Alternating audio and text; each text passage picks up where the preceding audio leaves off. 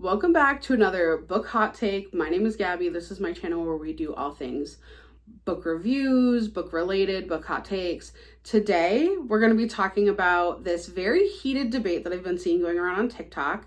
I'm going to put the creator who initially started this controversy right here. I am going to block her name though because I don't want her to get any hate.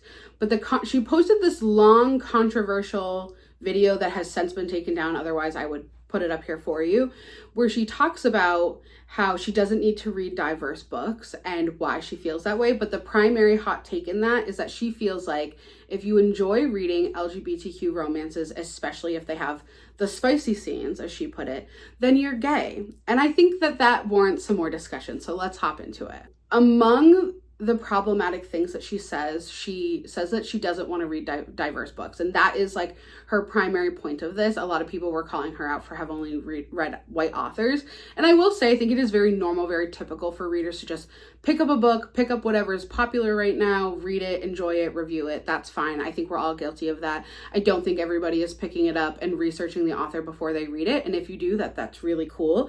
I know for me, I'm not necessarily always researching the author right away, but if somebody is ever bringing up problematic behaviors to me, I 100% am not going to promote that kind of stuff here on this channel. And I would never want to give those authors my money. So that being said, that's problem number one. She basically just says she doesn't care. She's like, I don't care. I don't think I need to read diverse authors. I don't care if an author is problematic because a book is a book. And to that I say, wrong. Reading is inherently political, it's inherently educational, and that is why it exists. If you are new here, I have a video from when I first started the channel about banned books and how I read banned books, I love banned books, and I don't think we should ban books because no matter what is happening in those books, it is educational. Even if you don't agree with the content in the books, it is educational, right? At someday, no matter what side you fall on, and I want to make it very clear where I fall. I am queer. I am Latina. I did not vote for the big orange guy who is currently our president, okay? I want to make that very clear where I fall. But even if you fall on the same side that I fell, no matter what, someday the books that were written during his presidency that support him are going to be a part of our history, and it's going to be an insight to how people felt and were living during that time. Just like if on the off chance you do support the big orange guy in office, reading LGBTQ books gives you insight to how those people are living and experiencing.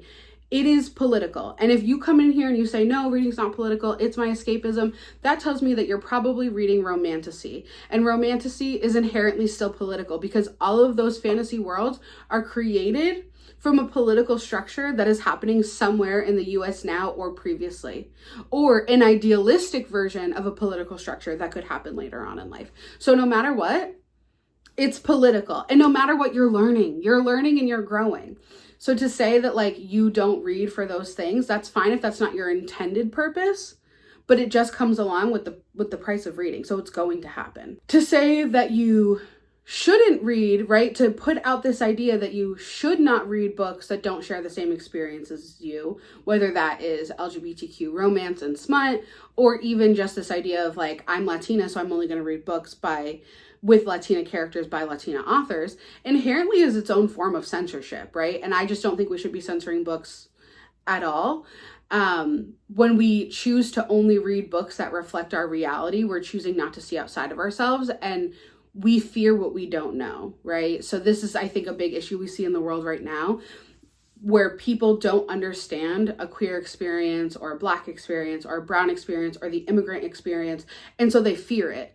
And that is not made better when we choose to only surround ourselves with more things that we know. So educating yourself is great, even if you don't agree with it, even if you read it and at the end of it, you're like, I hated that, I didn't want to know that, whatever it may be. The education is still important. That is why it's there. That is why it exists. To go into the like meaty part of this controversy, which is that reading LGBTQ novels and spicy scenes is inherently gay of you, is like saying that if you read Harry Potter, you're a wizard now. That's just not how it works. I mean, most of us, I think, grew up reading The Hunger Games, and yet we still are under the administration that we're under. So like, it clearly doesn't change you, right? It doesn't change you. Sometimes it does. Sometimes these books do change us. We leave them a better person for having read them. But it does not mean that you inherently are now this thing because you read it. I know the argument here, right, is that spicy scenes, if you are reading them and you're enjoying them, that must somehow equal that you are gay. And to that, I also say that arousal does not equal attraction. And if you don't understand what that means, essentially what that means is arousal. I'm sure we have all been intimate with somebody that we look back on and we're like, who let me do that? Who let me out of my cage to do that? That is what I mean by arousal does not equal attraction. I'm sure you can ask any man, because this is much more common in the, cis male demographic. I'm sure that they've watched video erotica that isn't necessarily what they would do in their intimate lives with their partners in their bedroom. But it doesn't mean that they didn't enjoy it while they were watching it. It just means they don't want to do it in their personal lives. So again, it does not equal you being gay. That is just to say that arousal does not equal attraction. We know that people who face sexual traumas often will have reported being aroused. That does not mean that they wanted it. It does not mean that they liked it. And so reading these books, I can say as somebody who reads any smut, I'm a queer baddie. Queer smut, hetero smut, male-loving male smut, any of it. It does not even arouse me. So you can read it and have no response to it.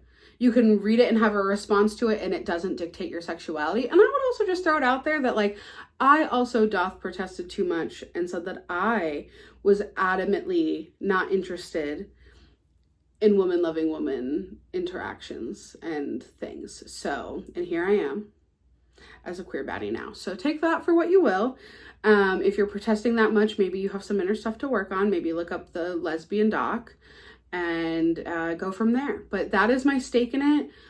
All literature is educational. All reading is educational. The point is to put ourselves in shoes of situations and people that we don't know anything about, to learn and grow, to build tolerance, to build acceptance. And so by adamantly saying that you're not going to do that keeps you in a place of fear and keeps you in a place of ignorance that nobody really needs to be in, when we could just accept it and love. And we shouldn't censor any books of any kind, even if they are horrible and hateful. I think inherently there should maybe be like warnings, right? I think there should be warnings in front of all of them, right? Smut, whether that's gay, straight, not, even if there's just one tiny spicy scene, I think there should be a warning. I think let's just let people read what they want to read and let them know what they're getting themselves into when they go for it, and what the implications of that could be. I think that's how we learn about nuance. That's how we learn to make smart decisions. So that is my take on it. Let me know what you guys think down below. Like and subscribe. If you like it here, like and subscribe, and I will see you in the next video.